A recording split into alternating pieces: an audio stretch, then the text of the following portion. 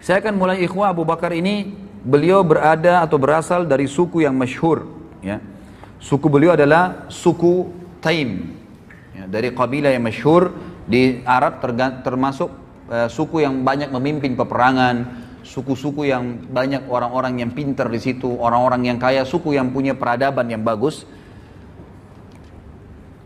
Kabilah Taim bin Murrah bin Ka'ab ini, ya, mereka juga dulu waktu di Mekah di zaman jahiliyah khusus mengurus masalah diat. Diat ini apa namanya, denda, ya, upeti yang harus dibayar kalau ada pelanggaran-pelanggaran. Maka semua orang Mekah kalau melanggar, membunuh orang misalnya atau melanggar satu peraturan di Mekah, mereka membayar ke sukunya Abu Bakar, ya, suku Taim ini, lalu mereka lah yang membayarkan kepada keluarga yang tertimpa musibah.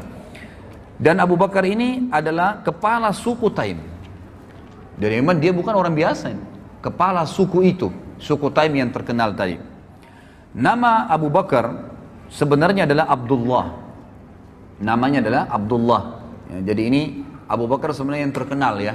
Makanya para ulama mengatakan secara histori, ya, walaupun itu bukan sebuah pegangan, semua 4 khulafaur rasyidin namanya dimulai dengan Ain, gitu kan. Jadi Abu Bakar namanya Abdullah, datang setelahnya Umar, datang setelahnya Uthman, datang setelahnya Ali, gitu kan. Jadi sebenarnya di masjid-masjid itu banyak yang ditulis, walaupun ditulis sebenarnya tidak boleh, ya. Tapi kalau orang tulis, semestinya ditulis namanya Abdullah. Nanti dalam kurung Abu Bakar, mestinya seperti itu. Sehingga orang tidak lupakan namanya yang sebenarnya. Namanya ada Abdullah bin Abi Kuhafah. Abi Kuhafah ini nama ayahnya, ya, nama ayahnya. Ya. Uthman bin Amir, Uthman ibn Amir. Dan saya mohon maaf, pernah saya sampaikan di salah satu pengajian saya, sudah diupload di YouTube. Saya keliru pada saat mengatakan, dan semoga Allah ampuni saya pada saat itu, ya. Saya sempat mengucapkan Abu Kuhafa tidak sempat masuk Islam, gitu kan. Padahal sebenarnya Abu Kuhafa sempat masuk Islam, dan ada riwayat sahih yang saya temukan bahwasanya Abu Kuhafa di akhir hidupnya di pembebasan kota Mekah sempat digendong oleh Abu Bakar, lalu Abu Bakar menuntunnya di depan Nabi SAW untuk syahadat, dan dia sempat Islam, ya, radhiyallahu anhum ajma'in. Dan ini memang karena saya kemarin kekurangan informasi, tapi insya Allah semoga Allah ampun. Dan ini bukan aib, ikhwah, ya. Perlu ambil pelajaran juga dalam majelis ilmu. Kalau seseorang itu salah, dia mengatakan maaf saya salah, saya keliru, dan diperbaikin. Itu sebenarnya yang benar. Karena kalau kita biarkan hanya karena kesombongan, hanya karena ego, akhirnya kita bukan penuntut ilmu sebenarnya. Ya, orang semua bisa salah, mengaku oh ya saya salah, mohon maaf saya keliru, lalu lurus datang kepada jalan yang benar. Itu yang benar. Penuntut ilmu memang begitu. Jadi ada saatnya mereka bisa mengakui kesalahannya dan memang membenarkan kalau mereka benar menyampaikan hujah yang ada, gitu kan. Jadi Abu Kuhafa radhiyallahu anhu meninggal dalam keadaan Islam. Abu Kuhafa ini namanya adalah Uthman bin Amir. Uthman ibn Amir. Ini namanya ayahnya Abdullah atau Abu Bakar radhiyallahu anhum. Dan ibunya bernama Ummul Khair, julukannya, ya, Ummul Khair panggilannya, dan namanya adalah Salma binti Sakhar bin Amir. Salma binti Sakhar bin Amir, ya. Sebelum masuk Islam, Abu Bakar ini namanya adalah Abdul Ka'bah. Abdul Ka'bah, pernah dipanggil Abdul, jadi hambanya Ka'bah, gitu kan. Ini ada alasannya, gitu kan. Jadi pada saat, ya, ibunya, jadi ada dua, ada di sini ibunya pernah, ya, di suku ibunya itu pada saat Abu Bakar belum lahir, selalu kalau ada anak laki-laki pasti lahir dalam kondisi cacat, ya. Sebelum Abu Bakar lahir beberapa waktu ini, kalau ada yang lahir bayi-bayi pasti cacat, atau memang dari hasil yang tidak sah, gitu kan. Atau kalau ada laki-laki lahir normal maka meninggal masih bayi. Maka ibunya bernazar, Ummul Khair bernazar, kalau seandainya Allah karuniai dia lahir anak laki-laki, dia akan menamakan Abdul Ka'bah, artinya dia akan abdikan kepada Ka'bah itu, ya, sebagai tanda, ya, pengabdiannya kepada Allah Subhanahu wa taala. Kemudian juga dia memiliki nama yang lain yaitu Atiq. Dan Atiq juga ini berselisih ulama tentang sebab dikatakannya Atiq. Tapi yang paling kuat ada yang mengatakan Atiq itu artinya sebenarnya muharrar, ya, muharrir, yang terbebaskan, gitu kan. Ada yang mengatakan tadi kisah ibunya itu yang sukunya tidak ada yang melahirkan anak laki-laki, lalu dia mengatakan kalau anak ini lahir normal selamat, saya akan bebaskan dan saya akan seperti diserahkan kepada Ka'bah. Ada yang mengatakan juga karena putihnya warna kulit beliau radhiyallahu anhu, maka dikatakan Atiq, terbebaskan dari warna hitam, gitu kan, kulitnya. Tapi yang paling kuat adalah pendapat yang menggunakan hadis yang sahih, di mana Nabi Shallallahu Alaihi Wasallam memang pernah mengatakan kepada para sahabat pada saat sahabat lagi pada ngumpul, maka kata Nabi Shallallahu Alaihi Wasallam, siapa yang ingin melihat orang yang terbebaskan dari api neraka, atikum minan nar, falyandur ila hadzal rajul, maka dia lihat ke orang ini, ditunjuklah Abu Bakar. Semenjak itu kata Aisyah radhiyallahu anha dalam hadis Bukhari, Abu Bakar juga dipanggil dengan Atiq. Kalau Abu Bakar, Bakar ini bukan nama anaknya ya, bukan nama anaknya, tapi Bakar ini dari kata-kata bakkara yubakkiru, yang artinya awal-awal waktu, ya itu. Yang dari awal dikatakan Abu Bakar karena dia awal masuk Islam, orang termasuk yang awal masuk Islam. Jadi biasanya kan kalau dia punya anak maka dikatakan Abu Fulan ya, tapi ini bukan Bakar nama anaknya, tapi ini karena dia baru masuk Islam dan karena dia orang yang pertama dari kalangan laki-laki dewasa masuk Islam, maka dikatakan Abu Bakar. Ini sebab dinamakan Abu Bakar. Sementara dari sisi khalqiyah ya, sisi khalqiyah itu ciptaan fisiknya, disebutkan Abu Bakar ini orangnya kurus gitu kan, badannya kurus. Kemudian beliau memiliki kulit yang berwarna putih, serta beliau memiliki tinggi yang sedang ya. Aisyah memberikan gambaran urat-urat di tangannya terlihat ya, karena kurus badannya radhiyallahu anhu. Tapi kita akan lihat nanti bagaimana perannya, dan kita ambil dari kenapa kita sebutkan ciri fisiknya ini, agar kita lihat ternyata fisik bukan jadi tolok ukur. Bukan jadi tolak ukur dalam Islam. Bisa orang itu kecil, bisa orang itu cacat, bisa itu orang mungkin di mata manusia kecil, tapi di mata Allah Azza wa Jalla besar. Abdullah bin Mas'ud radhiyallahu anhu pernah naik di atas sebuah pohon kurma dalam hadis Bukhari, kemudian karena kurus sekali Abdullah bin Mas'ud itu. Jadi kurusnya itu antara tulang sama ototnya, sama yang tersirat dari dagingnya itu hampir sama, karena kecil sekali gitu kan. Waktu dia naik di atas pohon kurma, Abdullah bin Mas'ud, Anda selalu dengar hadisnya, diriwayatkan oleh Abdullah bin Mas'ud, sahabat yang mulia. Kita mungkin tidak tahu fisiknya, ternyata kurus sekali. Dia naik di atas sebuah pohon, ikhwas sekalian, kemudian ada angin menyingkap bajunya. Ya, sedikit kelihatan betisnya, maka para sahabat sempat tertawa spontan, bukan niat ingin mengolok ya, karena tiba-tiba lihat orang kok kurus sekali gitu. Mereka tertawa. Lalu Nabi SAW, itu dari situ Nabi SAW mengatakan, apakah kalian tertawa dengan dua betisnya Ibnu Mas'ud? Demi zat yang ubun-ubunku dalam genggamannya, maksudnya demi Allah, dua betisnya Ibnu Mas'ud di timbangan hari kiamat lebih berat daripada gunung Uhud. Jadi bukan itu tolokan masalah fisik, walaupun fisik dalam Islam juga boleh dianjurkan untuk dijaga. Tapi kita lihat nanti di sini Allah SWT lebih menuju atau lebih tersasar kepada hati seseorang. Abu Bakar adalah seorang pedagang. Kalau keterampilan beliau adalah pedagang yang sangat mahir, dan beliau memang tinggal di sebuah lokasi ya di Mekah itu yang memang lokasi itu seperti umumnya sekarang ya, dia ada seperti komplek gitu ya. Di sekitar situ memang yang tinggal orang-orang kayanya Mekah, dan dia tinggal bertetangga dengan Khadijah radhiyallahu anhum ajma'in gitu kan. Dan para ulama sejarah hampir semua sepakat mengatakan persahabatan antara Nabi SAW dengan Abu Bakar justru setelah Nabi SAW menikah dengan Khadijah dan bertetangga dengan Abu Bakar. Disitulah Nabi SAW mengenal Abu Bakar mengenal Nabi SAW. Dan beliau juga termasuk ya orang yang paling mahir dan mengetahui tentang silsilah orang-orang Arab. Jadi setiap orang kalau mau datang nanya, si fulan dari turunan mana, suku ini dari mana, beliau mengetahui semua, dan orang banyak bertanya kepada beliau di Mekah. Dan beliau juga adalah, tadi seperti saya katakan, kepala suku dari suku Taim, ya suku Taim. Sementara pernikahan beliau radhiyallahu anhu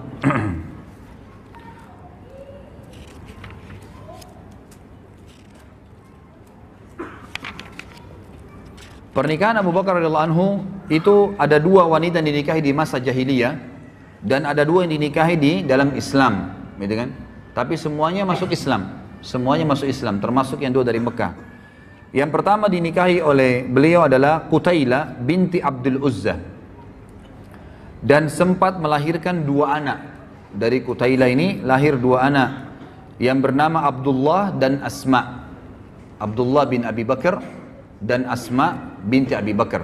Asma binti Abi Bakar ini yang nanti nikah dengan Zubair bin Awam, dan akhirnya punya anak Abdullah ibn Zubair yang dikenal dengan Dzatun Nitaqain, yang merobek bajunya ya, selendangnya kemudian dibuat untuk membungkus bekal untuk membawa memakan untuk Nabi SAW dan Abu Bakar ayahnya ke Gua Thur, gitu kan? Itu ada kisah sendiri tentunya.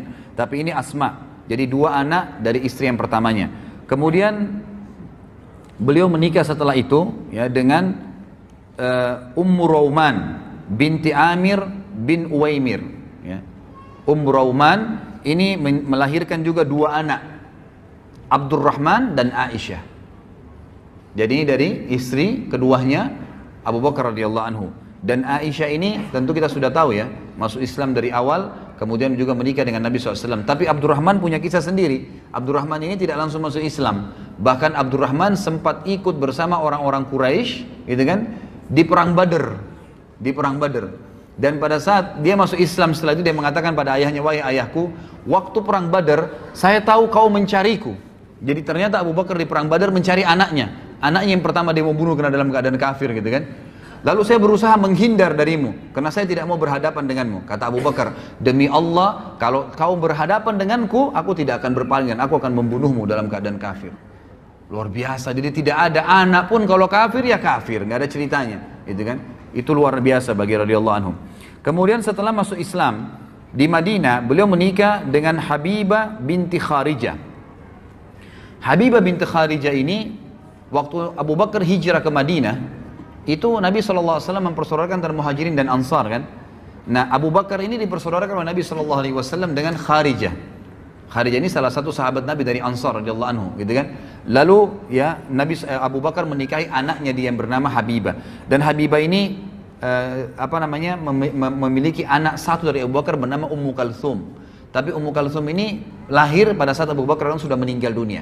Ya, jadi Habibah ini hidup bersama Abu Bakar sampai akhir masa khilafahnya. Kemudian istri yang dinikahi yang keempat adalah Asma binti Umais.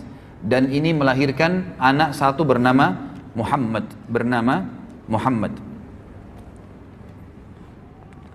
Sekarang kita masuk kepada julukan. Ya. Kenapa beliau diberikan Siddiq? Ya, apa sebabnya dapat julukan Siddiq? Ya. Di sini khilaf diantara ahli sejarah tentang masalah julukan Siddiqnya. Tapi umumnya ya dikatakan bahwasanya Siddiq ini disebabkan karena beberapa kejadian bersama Nabi SAW. Yang pertama sekali adalah pada saat Nabi SAW mengajaknya masuk Islam, kemudian menceritakan kepadanya kisah Gua Hira, datangnya Jibril dalam poster asli sebagaimana dalam hadis Bukhari. Ya, bahwasanya Nabi SAW berkata, ya pada saat saya turun dari Gua Hira menuju ke rumah saya, maka dengar suara dari langit mengatakan, wahai Muhammad, anta Rasulullah wa ana Jibril. Lalu Nabi SAW katakan, saya angkatkan kepala saya ke langit, di sana saya lihat badan Jibril memenuhi langit, ke timur, ke barat, ke utara, ke selatan, dan Jibril memiliki 600 ekor sayap, gitu kan? Yang kalau satu sayapnya dikebaskan bumi ini, maka akan hancur bumi ini. Tapi pada saat itu, Nabi SAW menyampaikan kepada Khadijah, Khadijah percaya. Maka orang yang pertama masuk Islam, wanita adalah Khadijah. Lalu orang kedua yang diceritakan adalah Abu Bakar. Dan Abu Bakar pada saat itu, begitu Nabi SAW selesai mengucapkan, langsung dia bilang, apa tuntunanmu hai Muhammad? Asyhadu an la ilaha illallah wa asyhadu anna Muhammadar Rasulullah. Langsung syahadat pada saat itu. Tidak ada keraguan sedikit pun. Langsung. Bayangkan ya, orang menceritakan tentang malaikat yang pada saat itu tidak ada sama sekali. Sekarang saja dengan teknologi canggih, orang kalau bukan dengan iman tidak percaya, apalagi zaman itu. Tapi di sini Abu Bakar tidak ragu sedikit pun. Dan ini adalah bukti yang sangat nyata, ya, kata para ulama tentang wajarnya beliau mendapatkan julukan Siddiq. Karena Siddiq itu artinya adalah mempercayai informasi yang datang dari Allah dan Rasulnya, dan yang kedua mengamalkannya. Kita mulai misalnya dari poin pertama. Jadi ada dua bukti nyata Siddiq itu harus ada pada diri seseorang, mempercayai semua apa yang disampaikan oleh Allah dan Rasulnya. Sebagaimana sabda Nabi SAW di dalam hadis yang sahih, ma da'autu ahadan ilal islami illa kanat indahu kabwa wa nazar wa taraddad illa ma kana min Abi Bakr bin Abi Kuhafa ma aqamah hina zakartuhu lahu wa ma taraddada fi. Tidak ada seorang pun yang aku tawarkan Islam kecuali kadang-kadang masih ada pertanyaannya, kadang-kadang masih ada pertimbangannya, kadang-kadang masih ragu, kecuali Abu Bakar. Ya di sini pertanyaan juga wajar. Khadijah waktu diceritain tentang Gua Hira masih bertanya, gitu kan? Yang lain masih bertanya. Ada orang masih mempertimbangkan, besoknya baru datang syahadat, lusanya baru datang syahadat, gitu kan? Atau orang yang menolak, ragu, kecuali Abu Bakar bin Abi Kuhafa. Maka dia tidak menunggu sedetik pun, sesaat pun. Pada saat aku tawarkan Islam dan aku tentang Gua Hira, dia langsung mengikuti dan mengimaninya. Ini berarti ciri siddiq yang pertama. Artinya kalau antum mau jadi orang siddiq, harus antum yakin Allah dan Rasulnya ada dan benar, serta itu jadikan patokan hidup. Yang kedua, ya, kata para ulama, patokan utama orang menjadi siddiq yang Abu Bakar tunjukkan adalah tadbiq al-haq wa nashrihi. Kalau tadi yang pertama adalah sidqu Allah wa Rasuluh. Jadi mempraktikkan kebenaran yang telah Allah dan Rasulnya sampaikan dan menyebarkannya. Buktinya Abu Bakar radhiyallahu anhu pada saat beliau pertama masuk Islam, baru syahadat nih. Dengarin cerita dari Nabi SAW. Baru kalau kita sekarang mungkin ikut pengajian lah. Apa yang perlu lakukan? Pulang ke rumahnya duduk-duduk, nunggu berita. Dari Nabi SAW belum pulang ke rumahnya langsung nyebarin Islam. Kayak antum dari pengajian langsung ketemu teman, telepon. Tadi saya dari pengajian, tadi dibahas masalah ini, tadi ada hadis ini, diceritain. Habis telepon teman yang satu, telepon lagi teman yang satu, mungkin 10-20 teman diteleponin sama dia, diceritain. Pernah gak antum berpikir begitu dari pengajian? Gitu kan? Kadang-kadang akhirnya ngomongnya yang lain, tidak disebarkan. Maka Abu Bakar apa? Setelah syahadat dengan Nabi SAW, detik itu juga langsung menebarkan Islam. Dan ikhwas kalian, dari 10 orang yang dijamin masuk surga, 6 orang, berarti 7 dengan Abu Bakar ya. Jadi cuma 3 orang yang bukan. 6 orang masuk Islam di tangannya Abu Bakar. Yang dijamin masuk surga nih, gitu kan? Tangan masuk di tangannya beliau. Yang pertama adalah Uthman bin Affan. Nanti pada saat kita bahas Uthman bin Affan, berapa banyak pahalanya Uthman bin Affan ini. Luar biasa, nanti fadilah ini kita akan sebutkan. Dan masuk Islam di tangan Abu Bakar berarti semua perbuatan Uthman diambil pahalanya oleh Abu Bakar. Kemudian Abdurrahman bin Auf.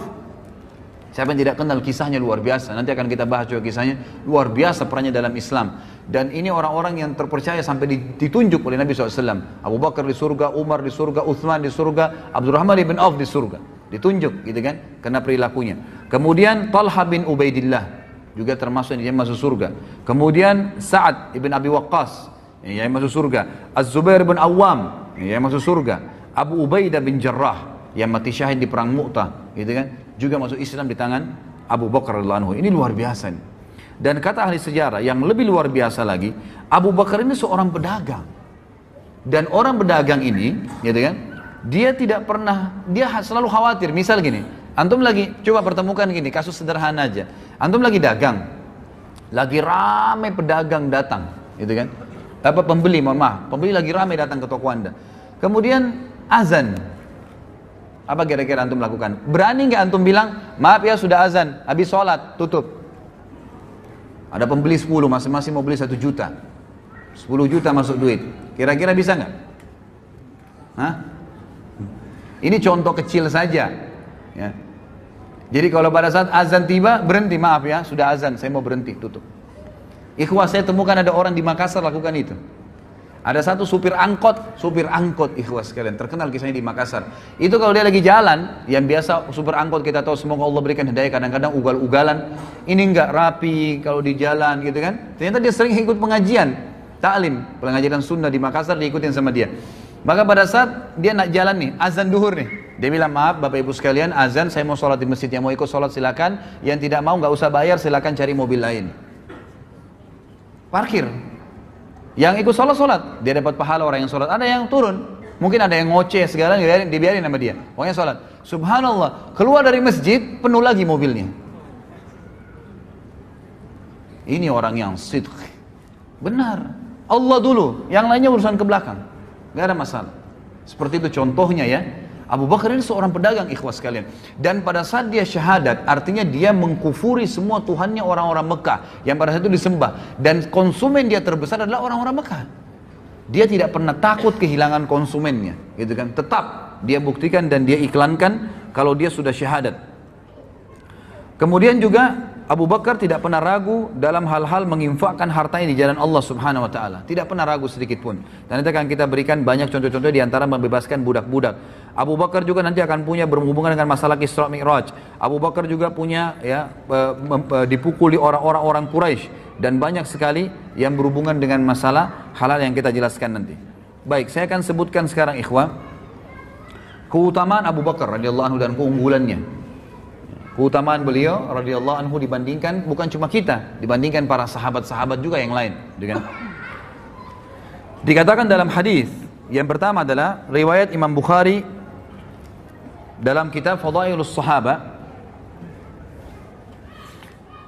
dari Abu Sa'id Al-Khudri radhiyallahu anhu, ia berkata Rasulullah SAW bersabda, inna min amannin nasi alayya fi suhbatihi wa malihi Abu Bakar walau kuntu muttakhidan khalilan ghaira rabbi lattakhadtu Abu Bakar walakin ukhuwatul islami wa mawaddatuh la yabqayanna fil masjid babun illa sudda illa babu Abi Bakar.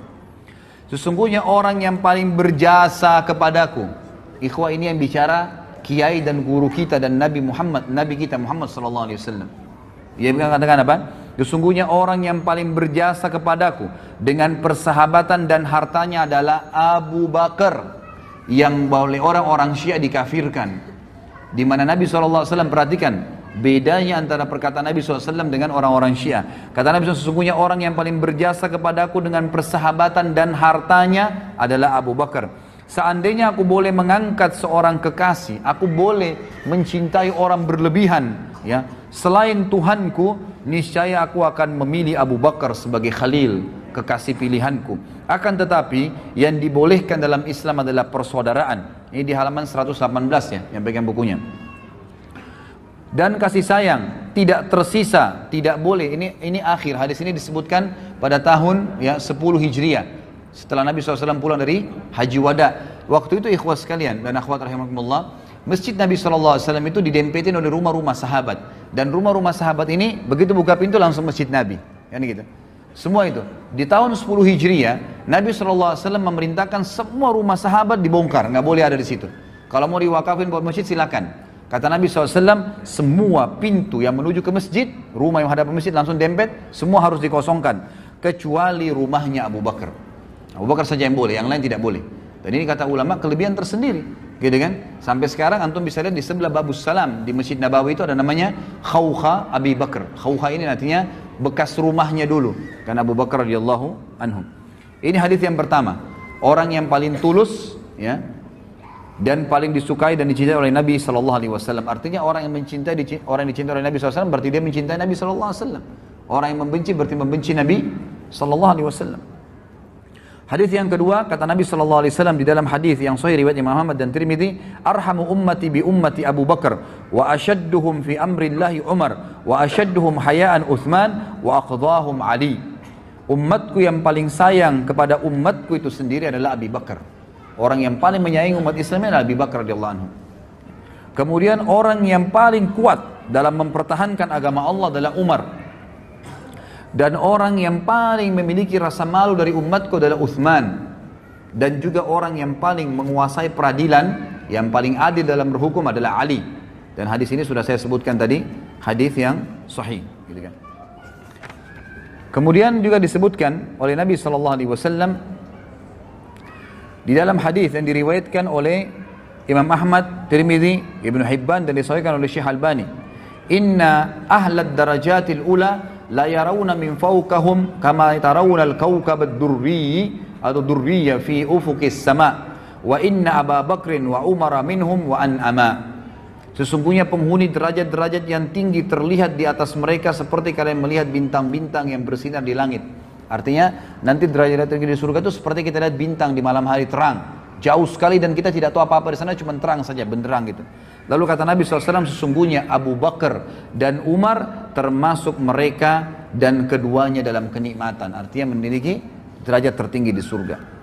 Juga dalam hadis yang lain, ya, kata Nabi SAW di dalam hadis yang diriwayatkan oleh Imam Tirmidzi dan disahihkan oleh Syekh Albani, kata Nabi SAW, ma li ahadin indana yadun illa waqad kafa'nahu ma khala Abu Bakar fa inna lahu indana yadan yukafi'uhu Allahu biha yaumal qiyamah wa ma nafa'ani malu ahadin qattun ma nafa'ani mali Abi Bakar malu Abi Bakar walau kuntu muttakhidan khalilan lattakhadtu Abu Bakrin khalila wa inna sahibakum khalilullah.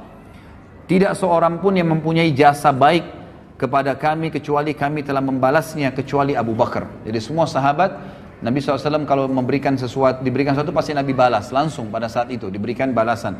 Kecuali Abu Bakar, sesungguhnya dia mempunyai jasa yang mulia. Allah lah yang akan membalasnya pada hari kiamat. Aku tidak mengambil manfaat dari harta seseorang seperti aku mengambil manfaat dari harta Abu Bakar. Seandainya aku boleh mengangkat seorang khalil, kekasih, ya, niscaya aku menjadikan Abu Bakar sebagai khalil. Dan sesungguhnya sahabat kalian ini adalah khalilullah. Sesungguhnya sahabat kalian, maksudnya Nabi SAW ini, sesungguhnya saya, kata Nabi, adalah kekasihnya Allah Subhanahu wa ta'ala. Kemudian juga kata Nabi SAW di dalam hadis yang sahih diriwayatkan atau disebutkan oleh Syekh Albani dengan sanad yang sahih dari Jabir bin Abdullah radhiyallahu anhu bahwasanya Rasulullah SAW bersabda, Abu Bakar wa Umar min hadzal dini kamanzilatis sam'i wal basari minar ra's. Abu Bakar dan Umar dalam agama ini kedudukannya seperti pendengaran dan penglihatan bagi kepala. Abu Bakar dan Umar bagi umat ini kedudukannya seperti pendengaran dan penglihatan bagi umat ini. Kita bisa tahu ya, kita bisa bayangkan kalau pendengaran dan penglihatan, artinya Nabi SAW membahasakan, ini bahasa kiasan. Siapa yang mau penglihatannya benar, pendengarannya benar, ikuti Abu Bakar dan Umar. Selesai. Ya, itu maknanya. Kemudian juga Nabi SAW berkata dalam hadis Ibnu Mas'ud, ya, diriwayatkan oleh Imam Tirmidzi dan Ibnu Mas'ud, disahihkan oleh Syekh Albani. Ibnu Mas'ud berkata radhiyallahu anhu bahwasanya Rasulullah SAW bersabda, iktadu billadaini min ba'di min ashabi Abi Bakar wa Umar. Teladanilah dua orang setelah peninggalku nanti, ya, dari sahabatku, itulah Abu Bakar dan Umar. Jadi banyak sekali penyampaian dari Nabi SAW seperti ini. Kemudian juga hadis yang lain, Nabi SAW dalam hadis diriwayatkan oleh Imam Tirmidzi dalam Kitabul Manaqib dan Syekh Albani juga menyebutkan dalam sahihnya, dalam silsilah hadis sahihah, bahwasanya Ali radhiyallahu anhu, ya, berkata, suatu hari aku bersama Nabi, aku melihat Nabi SAW, ya, bahwa pada suatu hari Nabi SAW melihat ke arah Abu Bakar dan Umar, dan aku sedang berada di sebelahnya. Ini halaman 121 ya.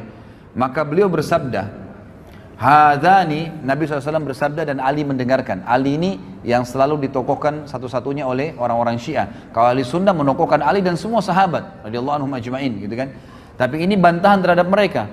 Dalam hadis Tirmidzi dan hadis sahih, kata Nabi SAW, Ali mendengarkan, dan Ali radhiyallahu anhu meriwayatkan hadis ini, berkata, pada saat Nabi melihat Abu Bakar berkata, hadani sayyida kuhuli ahlil jannah minal awwalina wal akhirin illa nabiyyina wal mursalin la tukhbirhuma ya Ali.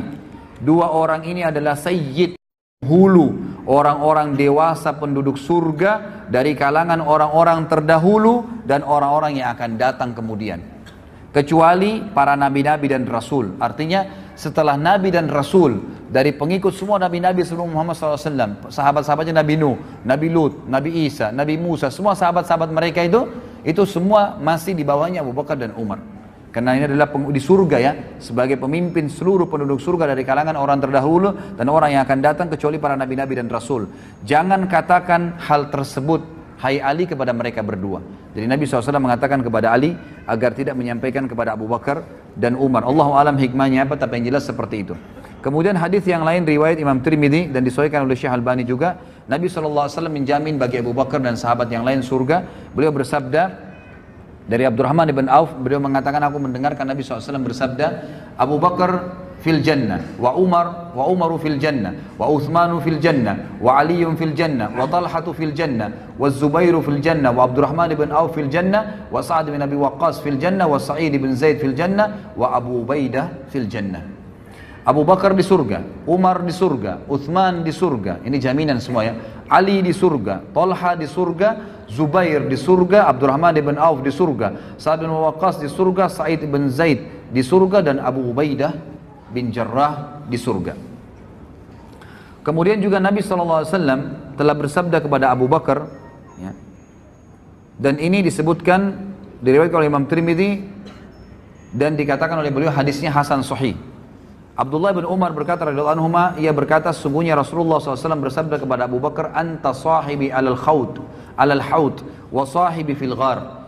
Engkaulah adalah sahabatku di haud, di telaga nanti. Maksudnya orang yang paling pertama menemani Nabi SAW untuk menunggu umat Muhammad SAW, dan sahabatku di gua. Dan kata para ulama hadis, artinya Abu Bakar tanpa hisab dia sudah menunggu di haud bersama Nabi SAW.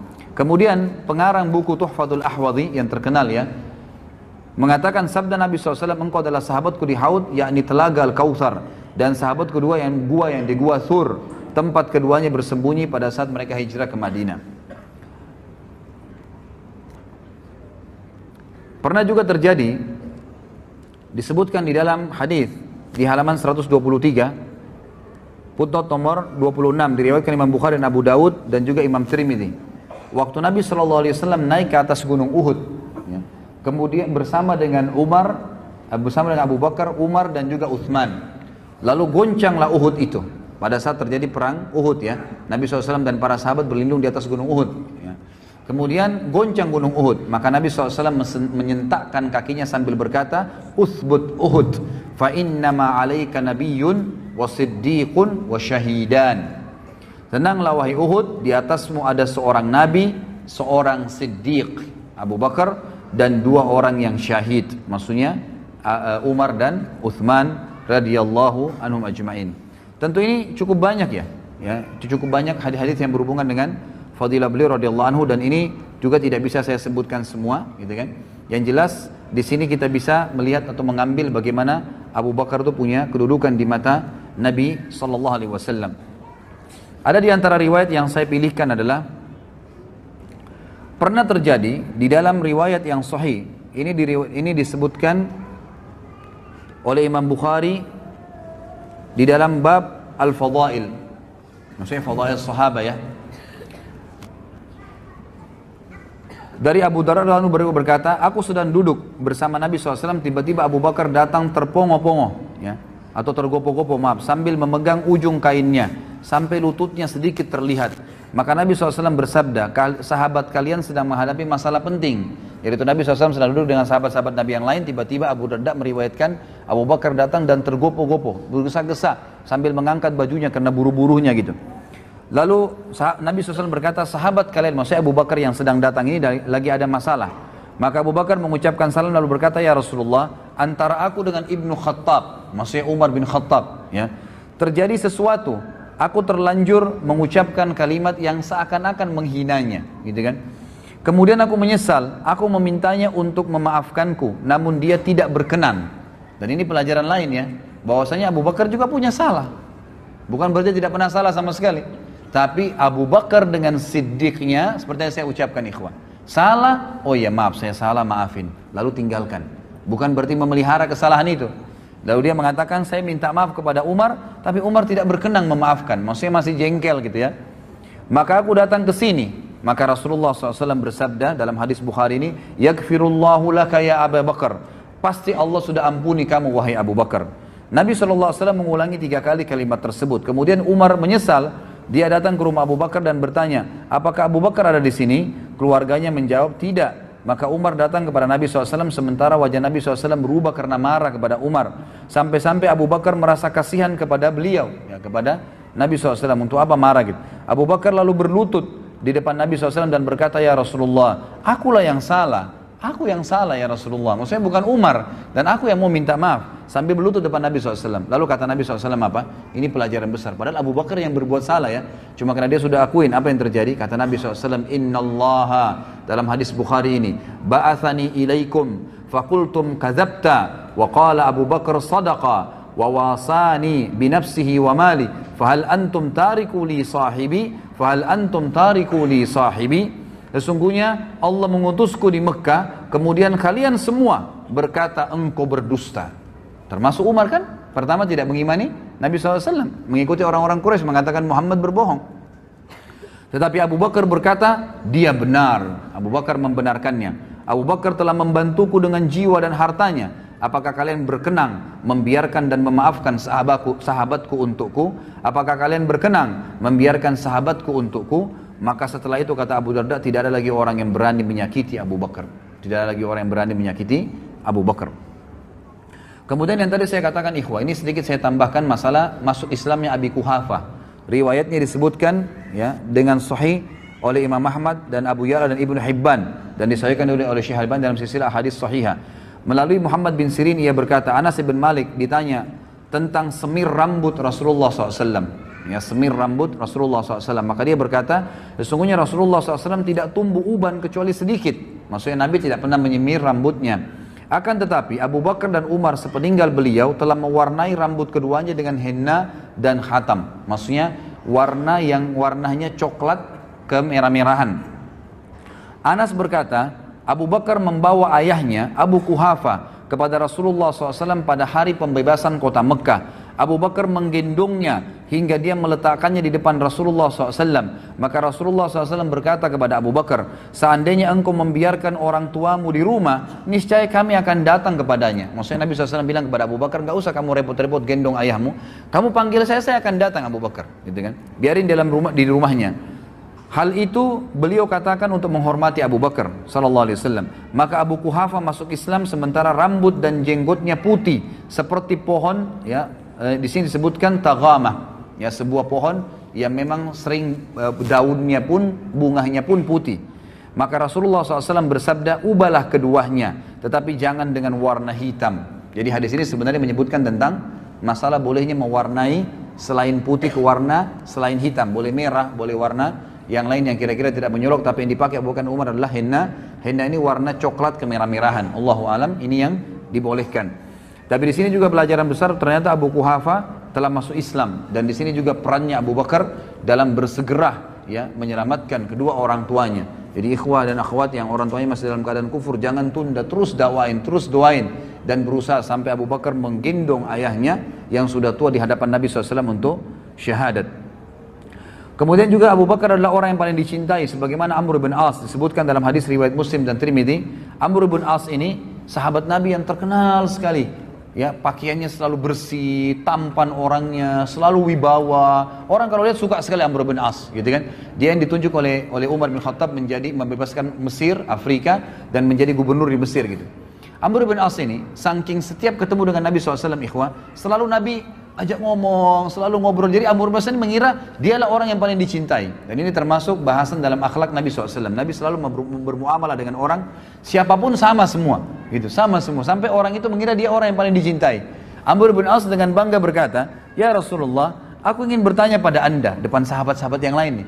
Dia pikir karena selama ini muamalahnya Nabi khusus gitu sama dia. Lalu dia bilang, siapa orang yang paling anda cintai ya Rasulullah? Kata Nabi SAW, Aisyah, ya, istrinya. Lalu kata sahabat, kata Amr bin As, bukan ya Rasulullah, laki-laki maksud saya, gitu kan? Langsung kata Nabi SAW, ayahnya, maksudnya Abu Bakar. Jadi di sini Amr bin As sempat terkagetkan, dia pikir dialah selama ini orang yang paling dicintai oleh Nabi SAW. Abu Bakar, ikhwah, satu-satunya orang yang mendapatkan jaminan akan masuk dari 8 pintu surga dan akan dipanggil namanya hari kiamat dan didengar oleh seluruh orang. Sebagaimana disebutkan di dalam hadis riwayat Imam Bukhari dan Muslim.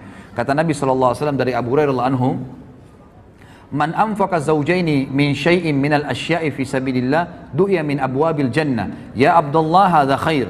Faman kana min ahli salati du'iya min babis salah. Wa man kana min ahli jihadi du'iya min babil jihad. Wa man kana min ahli sadaqah du'iya min babis sadaqah. Wa man kana min ahli siyami du'iya min babis siyam wa babir rayyan. Ya. Jadi di sini dikatakan barang siapa yang menginfakkan sepasang harta. Maksudnya di sini adalah dia menginfakkan dirham dan dinar, itu kan? Seperti itu, atau 2 hewan jantan dan betina. Dari segala sesuatu di jalan Allah, dia dipanggil dari pintu-pintu surga. Wahai hamba Allah, ini adalah kebaikan. Barang siapa yang termasuk orang-orang yang mendirikan solat, maka dia dipanggil dari pintu solat. Siapa yang berjihad, dipanggil dari pintu jihad. Siapa yang bersedekah, dipanggil dari pintu sedekah. Barang siapa yang termasuk, ya, orang-orang yang berpuasa, dipanggil dari pintu puasa. Dan itu namanya pintu rayyan. Ya. Artinya gini ikhwan, semua pintu itu nanti sesuai dengan amal-amal ibadahnya orang. Ada orang yang punya di setiap pintu istana, dia bisa datangin kapan saja kalau dia mengerjakan jenis-jenis ibadah ini. Kata Abu Bakar, ya Rasulullah, adakah orang yang dipanggil dari semua pintu itu, semua dia bisa dapat di surga? Nggak ada pintu yang tidak dipanggil, gitu kan? Maka kata Nabi SAW, ya, dan aku berharap engkaulah orangnya. Engkaulah orangnya. Jadi ini pernyataan yang jelas, ya, bagaimana Abu Bakar radhiyallahu anhu ditunjuk oleh Nabi SAW termasuk orang yang dipanggil dari 8 pintu tersebut. Ada banyak orang tidak menyadari, ikhwas sekalian, bahwasanya hidup, ya, yang paling baik adalah mencintai Nabi SAW. Mencintai Nabi SAW. Dan tidak ada orang ikhwah yang mencintai Nabi SAW melebihi Abu Bakar. Tidak ada orang yang mencintai melebihi Abu Bakar. Ada kisah ikhwah panjang sekali, saya ringkaskan begini. pada saat Abu Bakar, ya, pada saat Nabi SAW sedang tawaf, dan hadis ini disebutkan oleh Ibnu Hajar dalam Bidayah wan Nihayah, dan rawi-rawinya semua thiqat, dan Al-Haythami juga menyebutkan dalam Majma', dan juga rawi-rawinya semua dikatakan oleh Bazzar thiqat, dan Bazzar menukil riwayat ini sepanjang, selengkapnya semua, dan ini hadis sahih. Suatu hari Nabi SAW sedang tawaf di Ka'bah, kemudian tiba-tiba Nabi SAW dikeroyokin oleh orang-orang Quraisy. Pada saat dikeroyokin oleh orang-orang Quraisy, gitu kan, maka ada yang menarik baju Nabi SAW, ada yang mendorong Nabi SAW, ada yang berusaha memukul Nabi SAW, dikeroyokin, gitu kan. Dan tidak ada satu orang pun yang berani untuk membela Nabi SAW waktu itu. Sampai datangnya Abu Bakar, ya. Abu Bakar kebetulan waktu itu dikatakan adalah kepala suku Taim. Datang kemudian mendobrak orang-orang Quraisy tersebut, dan Ali berkata, pada saat itu kami semua menyaksikan, ya, tidak ada seorang pun di antara kami yang berani membela Nabi SAW karena banyaknya orang-orang Quraisy yang mengurumuni Nabi SAW. Sampai datangnya Abu Bakar, lalu Abu Bakar memindahkan mereka satu persatu, mendorong dan memukuli satu sama yang lain sambil berkata, ya, apakah kalian mau membunuh seseorang yang mengatakan Tuhanku Allah? Lalu datanglah orang-orang Quraisy mengurumuni Abu Bakar sampai datangnya seseorang yang bernama Utbah bin Rabi'ah. Yani Utbah bin Rabi'ah nanti yang mati di perang Badar, terbunuh di tangan Hamzah radhiyallahu anhu, ya. Maka Utbah bin Rabi'ah pun memegang Abu Bakar lalu menghantamkan sendal yang terisikan dengan double karet yang keras ke wajah Abu Bakar, dan menjatuhkan Abu Bakar ke tanah, lalu duduk di atas dadanya dan terus memukuli Abu Bakar sampai tidak bisa dibedakan antara hidung dan wajah Abu Bakar karena banyaknya darah yang mengalir, dan akhirnya Abu Bakar pun terpinsankan. Lalu datanglah suku Taim membela Abu Bakar, sampai-sampai mereka memikul Abu Bakar, ya, dengan dengan kain, sehelai kain, dan mereka membawa ke rumahnya. Dan waktu itu Ummul Khair, ya, ibunya Abu Bakar masih ada, dan Ummu Khair pun ini duduk sambil menyangka Abu Bakar anaknya sudah meninggal dunia. Mereka terus berusaha memanggilnya, menyadarkannya, membersihkan luka-lukanya sampai sore hari. Pada saat sore hari ternyata Abu Bakar masih bangun, dan ternyata dia cuma pingsan. Kalimat yang paling pertama diucapkan oleh Abu Bakar pada saat bangun, bagaimana keadaan Rasulullah Muhammad SAW dalam kondisi sakit keras, gitu kan. Lalu orang-orang sukunya yang kafir-kafir, yang memang tadinya memang membela karena kesukuan, mengatakan tinggalkan saja dia. Bukannya dia peduli dirinya, malah dia peduli dengan temannya, gitu kan. Maka Abu Bakar pun tetap mengucapkan kalimat, bagaimana keadaan Rasulullah kepada ibunya. Kata Ummul Khair, waktu itu belum masuk Islam, ya. Dia mengatakan, saya tidak tahu tentang keadaan temanmu. Kata Abu Bakar, coba tanya kepada Ummu Jamil bint Khattab. Ini salah satu muslimah, sahabiat, gitu kan. Coba tanyakan kepada Ummu Jamil. Ini yang pegang buku di halaman 130, 131 ya kisahnya. 130 sampai 131. Jadi ini saya ringkaskan. Sekarang saya sedang bahas 131 di paragraf pertama. Pergilah kepada Ummu Jamil binti Khattab, tanya kepadanya. Ummu Jamil ini kebetulan seorang sahabiat yang sudah masuk Islam, gitu kan. Lalu datanglah Ummu Jamil kepada Abu Bakar, lalu berkata, Abu Bakar mengatakan, bagaimana keadaannya Rasulullah SAW? Kata Ummu Jamil, ada ibumu, Ummul Khair. Kata Abu Bakar, tidak ada masalah, sampaikan saja. Maka Ummu Jamil mengatakan, dia dalam keadaan baik. Maka Abu Bakar pun mengatakan, Alhamdulillah. Ya. Kemudian Abu Bakar pada saat sudah bisa bangun sedikit saja, beliau disuruhkan makan oleh Ummul Khair, ibunya. Beliau mengatakan, demi Allah saya tidak akan makan sampai saya mengetahui tentang keadaan Rasulullah Sallallahu Alaihi Wasallam, sampai saya bertemu dengan beliau. Maka Ummul Khair pun ibunya dan Ummu Jamil meminta Abu Bakar agar bersabar dulu sampai orang-orang selesai bubar semua, ya, karena ini keadaan tadi tegang, dikeroyokin, ya, orang berkelahi pada saat itu. Setelah itu keduanya memikul Abu Bakar sampai di depan Nabi SAW, dan pada saat tiba di sana Rasulullah SAW pun mencium Abu Bakar, ya, mencium Abu Bakar, dan kaum muslimin menyaksikan masalah tersebut. Lalu Rasulullah SAW sangat terharu melihat keadaannya, hidungnya sudah hancur, gitu kan, penuh dengan darah semua, dan tidak bisa ngomong pun, tergagak-gagak ngomongnya. Lalu berkata, ya Abu Bakar, tidak ada apa-apa ya Rasulullah, aku tidak apa-apa, demi ibu dan ayahku tebusannya. Maksudnya biasa orang-orang Arab mengatakan begitu. Maksudnya Anda lebih berni daripada ibu dan ayah saya. Itu bukan sumpah, ya, tapi perkataan santun diucapkan. Tebusannya ayah dan ibuku ya Rasulullah, aku tidak apa-apa. Terus Abu Bakar mengatakan sambil menangis, dan Rasulullah SAW mengecup kepala Abu Bakar. Ya, dan ini, ya, dan lalu Nabi SAW mendoakan Abu Bakar dengan doa yang baik. ya, doa yang baik. Lalu Abu Bakar sempat pada saat itu mengatakan, ya Rasulullah, ini ibu saya, Ummul Khair, orangnya baik, orangnya santun, ajaklah dia masuk Islam dan doakanlah. Maka Nabi SAW pun akhirnya ya, mengajak masuk Islam, dan masuk Islamlah Ummul Khair pada saat itu. Masuk Islam ibu Abu Bakar, jadi ibu dan ayahnya masuk Islam. Tapi di sini diangkat oleh penulis buku, judulnya khusus tentang bagaimana cintanya Abu Bakar kepada Nabi SAW, dengan bukti dalam keadaan sakit pun tidak mau makan, tidak mau minum, ya dalam kondisi berdarah semuanya, tetap dia membela Nabi SAW dan mendahulukan melihat beliau, memastikan keadaannya baru beliau mau makan dan minum. Kemudian juga ada di sini disebutkan ada perilaku Abu Bakar yang kata beliau tidak bisa digambarkan lagi dengan kata-kata. Disebutkan oleh Ali radhiyallahu anhu,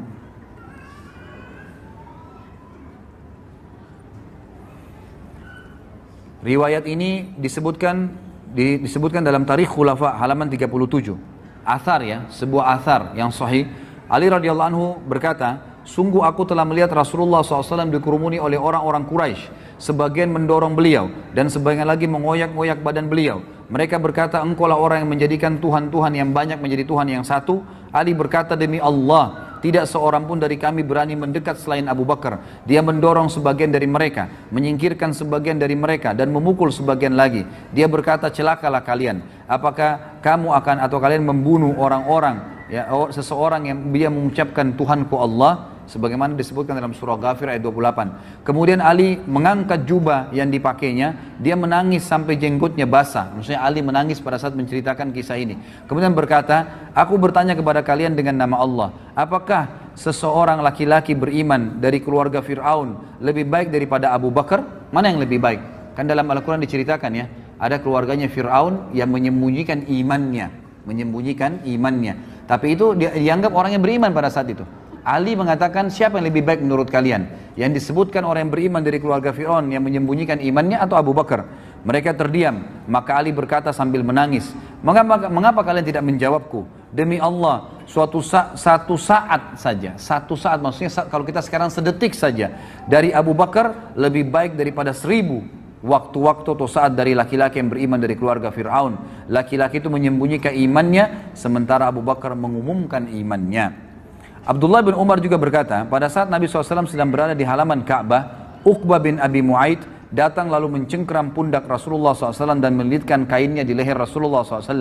Dia mencekik beliau dengan kuat. Maka datanglah Abu Bakar, dia mencengkram pundak Uqbah dan menyingkirkannya dari Rasulullah SAW sambil berkata, dan ini turun menjadi ayat. Perkataan Abu Bakar turun menjadi ayat. Surah Ghafir ayat 28, A'udzu billahi minasyaitonir rajim, ataqtuluna rajulan ay yaqula rabbi Allah wa qad ja'akum bil bayyinati min rabbikum.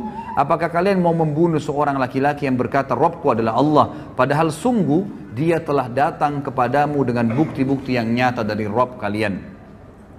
Di sini juga penulis mengatakan tidak pantas bagiku membuka rahasia Rasulullah SAW. Jadi ada sebuah kasus terjadi waktu Hafsah binti Umar. Tahu Hafsah siapa ya? Siapa Hafsah? Hah? Siapa? Istri Umar. Istri Rasulullah SAW, anaknya Umar. Ya. Hafsah binti Umar, salah satu ummahatil mu'minin, itu janda dia.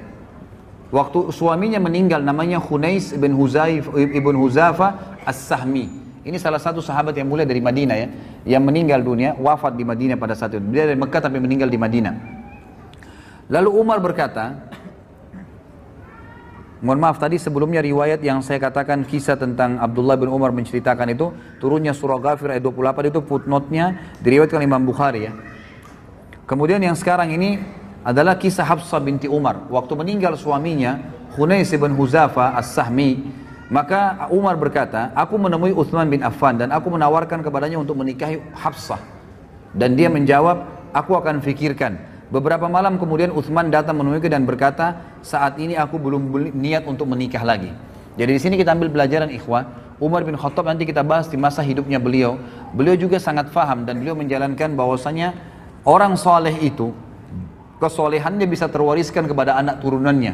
Ya, jadi bisa mewariskan kepada anak keturunannya. Dan ini yang dilakukan, ini yang difahami oleh para sahabat sehingga mereka saling menikahkan satu sama yang lain. Umar menikahkan nanti anaknya dengan Nabi Shallallahu Alaihi Wasallam. Abu Bakar menikahkan anaknya dengan Nabi Shallallahu Alaihi Wasallam, gitu kan?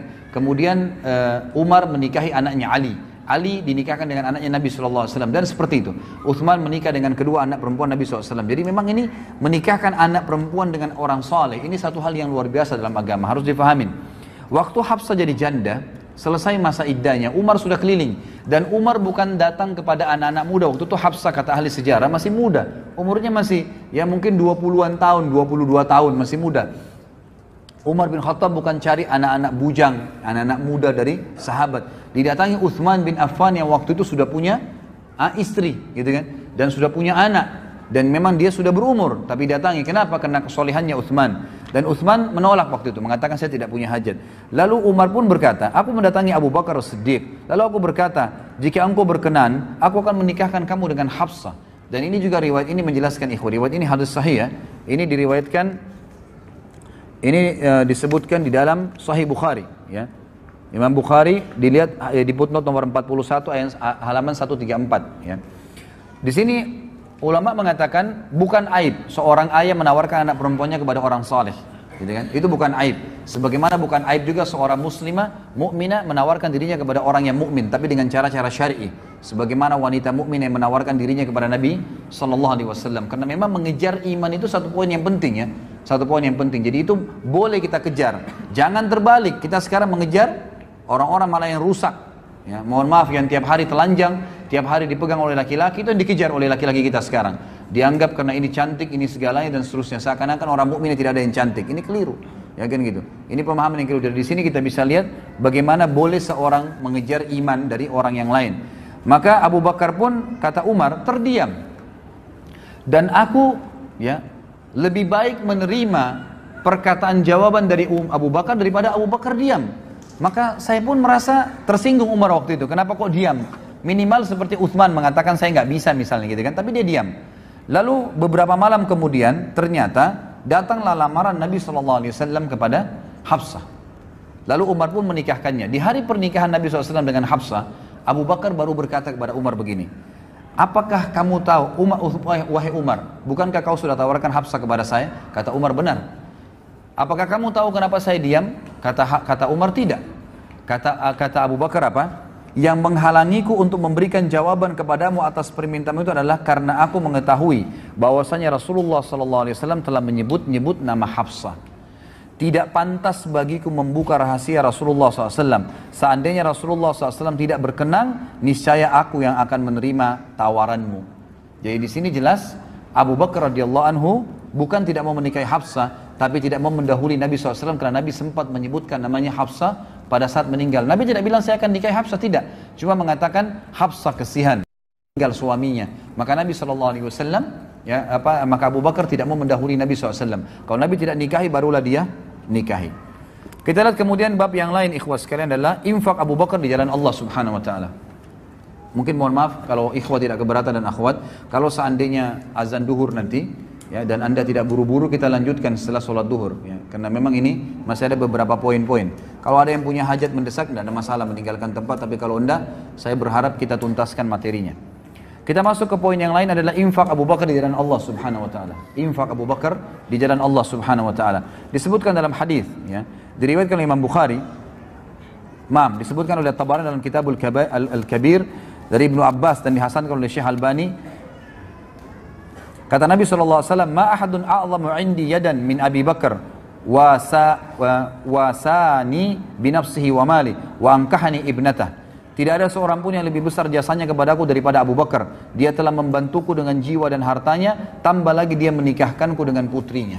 Maksudnya Aisyah radhiyallahu anha. Tentu Umar bin Khattab tadi menunggu Nabi SAW yang melamar. Tapi ini enggak, Nabi SAW yang dinikahkan oleh Abu Bakar dengan anaknya Aisyah. Kemudian dikatakan juga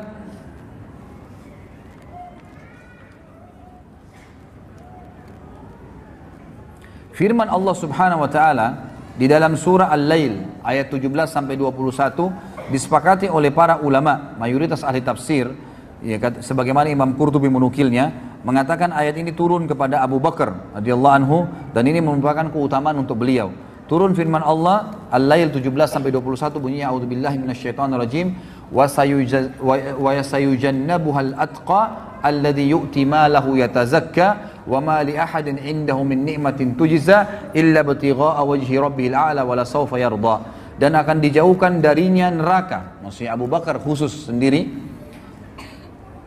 orang yang paling bertakwa di kalangan sahabat Muhammad, yang menginfakkan hartanya jalan Allah untuk membersihkan dirinya, dan tidak ada seorang pun memberikan suatu nikmat pahalanya yang harus dibalasnya, tapi dia memberikan semata-mata karena mencari wajah Allah yang maha tinggi, dan niscaya kelak dia pasti akan mendapatkan kesenangan atas balasan tersebut. Umar bin Khattab juga mengatakan di dalam hadis riwayat Abu Daud di halaman 137 bahwasanya pada saat Nabi SAW memerintahkan sedekah, maka aku mengumpulkan hartaku, dan hari ini dia berkata aku coba mendahului Abu Bakar karena selama ini Abu Bakar selalu mendahuluiku, maka aku pun membawa setengah hartaku. Pada saat aku tiba di sisi Nabi SAW, aku menemukan Abu Bakar sudah datang, gitu kan? Lalu aku mengatakan, ya Rasulullah, ini setengah hartaku, aku infakkan di jalan Allah. Kata Nabi SAW, baik yang kamu lakukan, tapi Abu Bakar telah mengalahkanmu. Maka Umar berkata, apa yang Abu Bakar keluarkan ya Rasulullah? Kata Nabi SAW, Abu Bakar membawa seluruh hartanya. Lalu Umar berkata, apa yang ditinggalkan untuk keluarganya? Ya. Kata Nabi SAW, dia telah menjawabku dan mengatakan aku meninggalkan Allah dan Rasulnya. Ya, dari riwayat ini menjelaskan Abu Bakar itu kalau berinfak tidak pernah menghitung-hitung, ya. Dalam arti kata apa yang sedang ada di tangan. Misal gini, antum lagi datang penawaran untuk bantuan. Ini cirinya Abu Bakar, ya. Misal kita mau nyumbang sesuatu. Pada saat datang permintaan, ya, misalnya fakir miskin minta suatu tolong bantu saya belum makan, saya butuh 10.000 rupiah, misalnya disebutin, maka 10.000 itu dikasih langsung. Begitu cirinya. Jadi apa yang dia miliki dikasih semua pada saat itu, bukan diambil semua yang dia miliki dan dia tabung pun tidak, di rumahnya dimanapun, tapi yang dia siapkan pada saat itu langsung dikasih semua oleh Abu Bakar. Itu cirinya, gitu kan. Jadi ada kesalahpahaman kadang-kadang dengan ikhwah, seakan-akan Abu Bakar menghabiskan semua, karena disebutkan dalam beberapa riwayat yang lain yang sahih, Abu Bakar masih punya kebun-kebun, punya pendapatan-pendapatan dari penjualan, gitu kan, yang ada. Jadi bukan seluruh harta diambil, dijual pun semua kebunnya, enggak. Tapi yang ada siap pada saat itu, pada hari itu semua dikeluarkan di jalan Allah Subhanahu wa taala. Abu Bakar juga dinafikan oleh Nabi SAW dari beliau, ya, kesombongan, dan dipastikan beliau tidak sombong dalam hidupnya. Sebagaimana kita sudah jelas hadis, ya, yang sahih, dan hadis ini diriwayatkan Imam Bukhari. Abdullah bin Umar berkata radhiyallahu anhu bahwasanya Rasulullah SAW bersabda, man jarra thawbahu khuyala lam yandurillahu ilaihi yaumal qiyamah. Siapa yang menjulurkan pakaiannya karena sombong, niscaya Allah tidak akan melihat kepadanya pada hari kiamat. Lalu Abu Bakar berkata, wahai Rasulullah, kadang-kadang saya kalau lagi sholat, ya, atau saya lagi jalan, maka baju saya melorot, ya, sarung saya, ya, pakaian bawah saya melorot karena kurusnya beliau radhiyallahu anhu. Maka Nabi SAW mengatakan, memastikan, innaka lasta tasna'u dzalika khuyala. Sesungguhnya engkau tidak termasuk orang yang melakukan karena kesombongan. Jadi dalil ini memang sahih riwayat Bukhari, tapi banyak orang salah faham, ikhwah dan akhwat sekalian. Mereka mengatakan tidak ada, ini menandakan orang kalau isbal, celananya atau pakainya di bawah mata kaki, nggak apa-apa, yang penting tidak sombong. Ini salah pemahamannya. Dan ini sudah kita jelaskan di dosa-dosa besar. Anda bisa lihat di YouTube dosa besar saya lupa berapa, tapi yang jelas membahas tentang masalah isbal. Jadi ada hadis yang melarang, ya, mengatakan semua yang di bawah mata kaki adalah di api neraka, itu umum, sombong atau tidak. Dan juga ada hadis yang mengatakan 3 orang yang paling berat sisanya hari kiamat adalah termasuk orang yang musbil, gitu kan. Ini tidak disebutkan karena sombong. Kalau sombong, maka double dosanya. Selain masuk neraka, juga Allah akan murka kepadanya. Allah akan murka kepadanya sebagaimana dijelaskan dalam hadis Bukhari. Jadi hadis ini tidak boleh dijadikan hujah bahwasanya tidak apa-apa orang isbal, yang penting tidak sombong. Keliru, gitu kan? Ini keliru, dan ini ada panjang lebar sudah saya jelaskan, bisa dilihat di YouTube. Abu Bakar radhiyallahu anhu selalu di depan dalam mengerjakan kebajikan, ikhwah. Tidak pernah menunda. Jadi pada saat ada kesempatan apapun, orang lagi minta, kadang-kadang syaitan bisikin kita itu masih kuat, itu anak pinjaman, itu begini, minimal kita nggak infak. Pokoknya siapapun yang minta kasih dulu pada saat itu, kecuali ahli maksiat kita tidak berikan bantuan. Di dalam hadis yang sahih disebutkan perilaku Abu Bakar yang sangat mulia. Diriwayat Imam Bukhari, diriwayatkan Imam Bukhari, kata Nabi SAW, saya langsung baca terjemahannya saja karena melihat waktu. Siapa di antara kalian yang berpuasa pada hari ini? Jadi selesai, ya. Pada saat itu sebagian ulama mengatakan sholat subuh. Ya, pada saat sholat subuh. Bayangkan ya, selesai sholat subuh ini terjadi, gitu kan. Kata Nabi SAW, siapa yang berpuasa pada hari ini? Abu Bakar berkata, saya. Nabi SAW bertanya, siapa ya di antara kalian yang mengantar jenazah hari ini? Abu Bakar menjawab, saya. Jadi ternyata Abu Bakar sebelum ke masjid ada jenazah yang dimakamkan sahabat dan dia menghadirinya. Kalau Nabi SAW berkata, siapa di antara kalian yang memberi makan orang miskin hari ini? Abu Bakar menjawab, saya. Ternyata pada saat menuju ke masjid ada fakir miskin lalu diberikan makanan oleh Abu Bakar. Lalu Nabi SAW, siapa di antara kalian yang menjenguk orang sakit hari ini? Abu Bakar menjawab, saya. Ternyata ya ada sahabat juga yang lagi sakit sementara menuju ke masjid, Abu Bakar mampir sebentar lalu menuju ke masjid. Jadi ini dilakukan semua sebelum sholat subuh, gitu kan? Yang luar biasa. Maka Rasulullah SAW bersabda, semua itu tidak berkumpul pada seseorang kecuali pasti dia masuk ke dalam surga. Kecuali pasti dia masuk ke dalam surga. Baik, kita tutup ikhwas sekalian sebelum duhur ini dengan peran Abu Bakar dalam masalah Isra dan Mi'raj. Ini kisah yang luar biasa. Baik ikhwas sekalian, dalam banyak riwayat dan saya sengaja membawa ada juga Sahih Tafsir Ibnu Katsir. Buku ini juga saya sarankan ikhwan untuk dimiliki, sama penerbitnya Ibnu Katsir. Buku kita yang kita bahas ini, penerbit Ibnu Katsir ini juga penerbit Ibnu Katsir ini Sahih Ibnu Katsir. Jadi riwayat-riwayat yang lemah, yang tidak benar mungkin sudah dikeluarkan. Jadi ini sahihnya saja. Di sini Anda bisa baca tentang tafsir surah Al-Isra ayat 1. Dan ini banyak sekali ikhwas sekalian yang tidak faham, bahkan menukil kisah yang tidak benar. Seakan-akan mengatakan bahwasanya riwayat yang mengatakan ya Nabi SAW ketemu dengan Nabi Musa AS di langit itu, kemudian Nabi Musa suruh kembali lagi menghadap kepada Allah lalu diringankan dari 50 waktu sholat ke 50 ini adalah Israiliyat. Ini tidak benar. Di sini disebutkan riwayat siapa? Riwayat Imam Ahmad, riwayat Imam Muslim. Hadisnya hadis sahih semuanya, gitu kan? Termasuk waktu Nabi SAW sholat di Masjid Aqsa dan beliau menjadi imam dan beliau mengatakan saya menjadi imam dan mengimami semua nabi-nabi pada saat itu. Bahkan ada riwayat Bukhari menjelaskan Nabi SAW selesai sholat dikatakan oleh kepadanya, wahai Muhammad, inilah Malik penjaga neraka. Hadir pada saat itu. Bagaimana Allahu alam. Tapi ini kejadian Isra dan Mi'raj. Baik ikhwas sekalian, kisahnya begini. Waktu Nabi SAW pulang dari Isra dan Mi'raj, beliau mengatakan, aku sempat duduk di depan Ka'bah, diikuti dengan perasaan ya masih ya terbawa dengan kejadian yang tadi malam, kejadian yang luar biasa nih. Maka yang terjadi ikhwas sekalian, kata Nabi SAW, lewat dari hadapan saya Abu Jahal. Lalu Abu Jahal berkata, wahai Muhammad, ada apa dengan kamu? Kamu seperti orang yang bingung.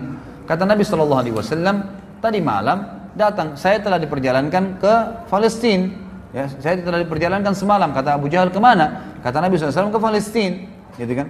Lalu Nabi SAW ceritain, datang kepada saya Jibril membawa burak itu adalah kuda yang berwarna putih dan bersayap, dimanapun matanya mandangin sebuah tempat, kakinya sudah tiba di sana. Lalu kemudian saya tiba di Palestina, lalu kemudian saya masuk dan saya mengikat tali kekangan burak tadi dan saya masuk ke dalam. Kemudian pada saat saya masuk ke dalam, gitu kan, kemudian saya temukan pada saat itu semua nabi-nabi berkumpul. Lalu kemudian saya masuk dan menjadi imam mensolati mereka. Saya melihat Ibrahim dan Ibrahim paling mirip seperti saudara kalian ini, maksudnya seperti beliau sallallahu alaihi wasallam. Dan saya melihat Isa yang rambutnya basah seakan-akan baru keluar dari kamar mandi.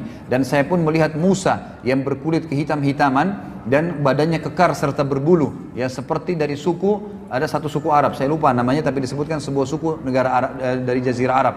Kemudian Nabi SAW menceritakan semua. Setelah itu saya dimi'rajkan ke langit, naik langit pertama, kisahnya panjang tentunya, ketemu dengan Nabi Adam, kemudian langit kedua Yahya dan Isa, kemudian langit ketiga bertemu dengan Idris, langit keempat ketemu dengan Harun, langit kelima ketemu dengan langit keempat dengan Yusuf, langit kelima ketemu dengan Harun, langit keenam ketemu dengan Musa, langit ketujuh ketemu dengan Ibrahim alaihissalam. Lalu Nabi SAW ceritakan semua sampai Sidratul Muntaha. Kemudian saya diperlihatkan begitu indahnya Sidratul Muntaha, sangat luar biasa.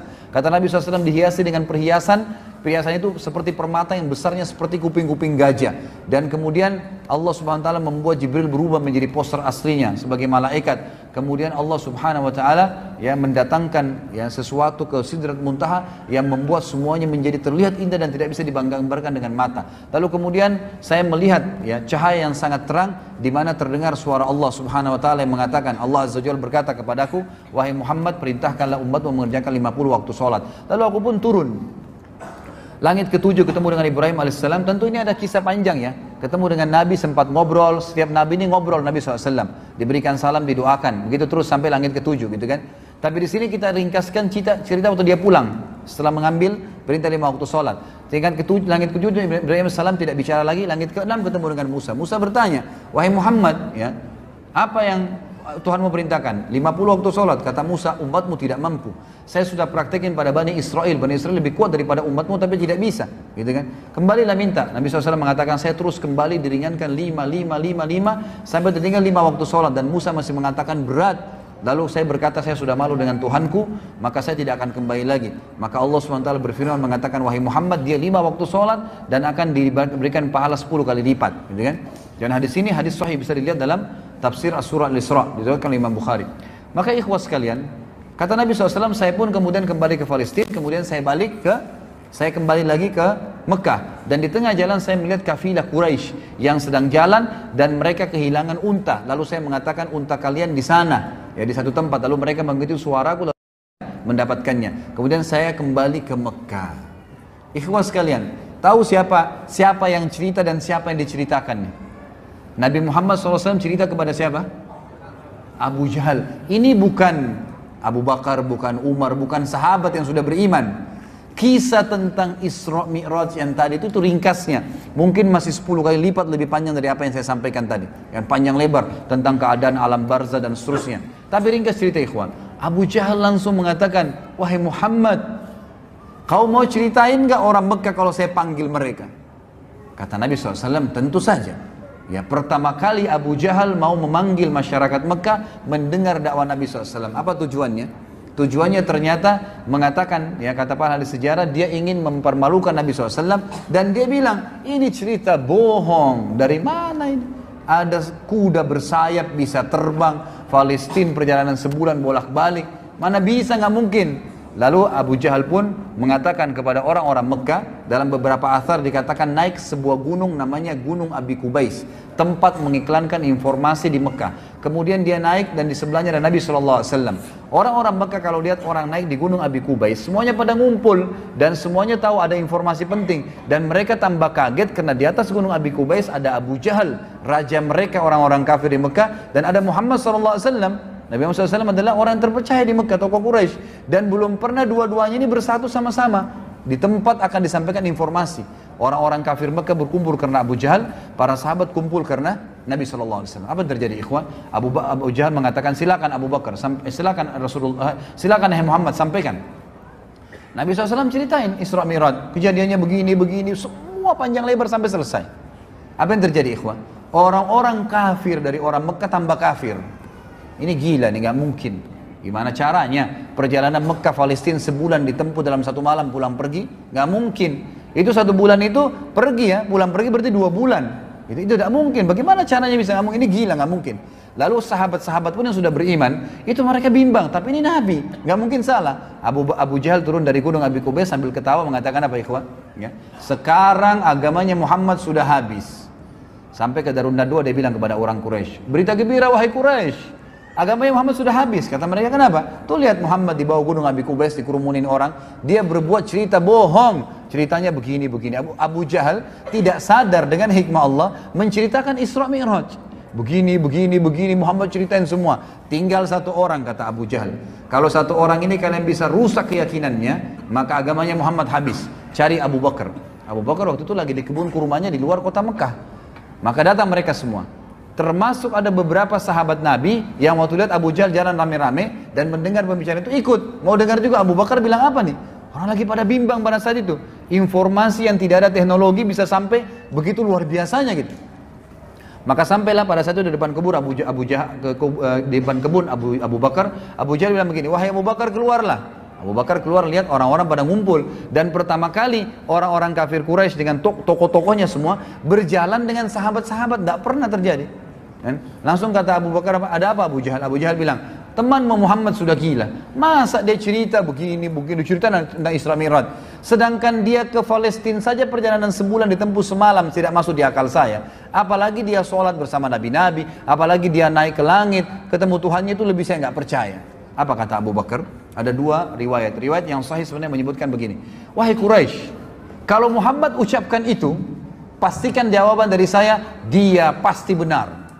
Nggak mungkin salah, gitu kan? Baik, sebentar kita azannya. Dia pasti benar. Lalu kemudian ya berkata, Dalam riwayat yang lain, ya riwayat Bukhari juga kata Abu Bakar, kalau aku, hai Quraisy, kalau Muhammad ucapkan dia pasti benar. Dan ditambah lagi dengan perkataan, dia telah mengucapkan kepada saya hal-hal yang dia katakan datang dari langit, turun dari langit. Saya sudah yakini, apalagi kalau cuma sekedar dia naik, sama saja. Turun dengan naik sama saja, apa bedanya? Kalau dia turun dari langit saya percaya, apalagi kalau naik, gitu kan? Tapi ada sebuah athar yang luar biasa, ikhwan. Apa kata Abu Bakar? Wahai Quraisy, kalau di depan mata saya ada sebuah tembok warnanya putih terang, dan Abu Bakar mengatakan, tidak wahai Muhammad, tidak wahai Abu Bakar, itu hitam. Maka saya akan bohongkan mata saya dan saya katakan, oh iya, mata saya yang salah, hitam. Apa yang terjadi, ikhwah? Abu Jahal teredam kekufurannya pada saat itu. Gak bisa buat apa-apa. Ternyata Abu Bakar yang dia ingin rusak keyakinannya sudah mengatakan, kalau depan mata saya tembok putih terang, mata saya lihat putih. Muhammad bilang, enggak Abu Bakar, itu hitam. Oh iya, saya yang salah, hitam. Gitu. Jadi matanya pun dibohongkan. Ini luar biasa keyakinannya, gitu kan? Luar biasa kejujuran dengan Nabi SAW. Lalu Abu Bakar tahu ini ada masalah. Dia berkata kepada para sahabat, di mana Rasulullah SAW? Oh, Rasulullah di bawah gunung Abi Kubais, dikerumunin orang. Abu Bakar segera datang dari jauh teriak, ya Rasulullah, ya Rasulullah, sengaja teriak-teriak gitu. Orang-orang pada balik semua. Seperti di masjid ini kalau ada yang panggil saya dari belakang, pasti antum bilang, loh ini ada yang panggil, kita balik semua. Siapa orang itu? Tidak, Abu Bakar sengaja, dan orang-orang dengar nih. Pada saat Abu Bakar sambil jalan mendekati Nabi SAW, beliau mengatakan, Abu Jahal telah cerita kepada saya. Lalu Abu Bakar menceritakan Isra Mi'raj lengkap. Jadi makin nyebar beritanya. Terus sampai depan Nabi SAW, lalu kata Abu Bakar apa? Benarkah ya Rasulullah? Kata Nabi SAW dengan jelas, benar wahai Abu Bakar. Abu Bakar mengucapkan ikhwan dan akhwat kalimat yang kata ulama dengan kalimat ini Islam sampai kepada kita. Kalau dia tidak ucapkan, kita tidak kenal Islam sekarang. Dia bilang apa? Anda pasti benar. Depannya orang semua, nggak mungkin salah, pasti benar. Semua kekufuran jadi redam pada saat itu. Sahabat-sahabat yang sudah reda keyakinannya jadi kuat imannya. Lalu apa yang terjadi? Abu Bakar kuatkan lagi, sempurnakan, mengatakan apa? Wahai, dia katakan, ya Rasulullah, kami tahu di Mekah ini ada orang-orang yang sudah sering lihat Palestina, lihat Masjid Aqsa, tahu pintu gerbangnya Palestina, penulisnya Masjid Aqsa, tahu jalan-jalannya. Anda kan belum pernah, kami tahu Anda belum pernah. Karena kami datangkan orang-orang Quraisy, yang pernah tahu ke sana, termasuk Abu Bakar sendiri pernah ke Palestina, tahu kan itu. Ya Rasulullah, ceritakan buat kami. Lalu Abu Bakar sempat berkata kepada mereka, wahai Quraisy, Muhammad akan ceritakan tentang Palestina dan Masjid Aqsa. Kalau dia ucapkan seperti yang kalian tahu, berarti kalian harus meyakininya. Tapi kalau dia mengucapkan tidak seperti itu, maka kalian boleh membohonginya. Lalu Nabi SAW ceritain, kata Nabi SAW dalam hadis Bukhari, dibukakan oleh Allah Masjid Aqsa di hadapan mataku. Lalu aku ceritakan pintu gerbangnya, warnanya, jumlah tiang-tiangnya, jumlah jendelanya. Sampai mereka mengatakan, Muhammad benar, Muhammad benar, Muhammad benar. Nggak ada salahnya, semua diucapkan. Lalu Nabi SAW tutup, dan kita tutup dengan kisah ini ikhwah. Nabi SAW mengatakan, wahai Quraisy, untuk meyakinkan lagi, kalau kalian ingin yakin tentang benar kejadian tersebut, sungguh waktu saya balik dari Mekah ke Palestina, ada kafilah kalian, ada beberapa ekor unta dan ada fulan, nama-nama orang Quraisy, dan mereka sempat kehilangan unta di tengah jalan. Saya sempat bilang unta kalian di lembah sana, mereka ke sana, mereka temukan unta tersebut, dan unta yang paling depan warna putih, di lehernya ada kain merah. 2 hari lagi sampai di Mekah. Orang-orang Quraisy 2 hari kemudian, ikhwah sekalian, ini penutupan kisah, mereka semua yang beriman dan kafir berkumpul di sebuah pintu namanya pintu Bani Syaibah, pintu gerbangnya Mekah. Situ mereka kumpul, dan ternyata betul sebelum duhur tiba, sebelum waktu duhur, sebelum teriknya matahari, datang kafilah tersebut, dan seperti yang Nabi SAW ceritakan, jumlah untahnya dan orang-orangnya serta unta paling depan warna putih, di lehernya ada kain merah. Lalu berkatalah orang-orang Quraisy, wahai kafilah, kalian dari mana? Mereka bilang kami dari Palestina. Lalu orang-orang Quraisy di Mekah bilang,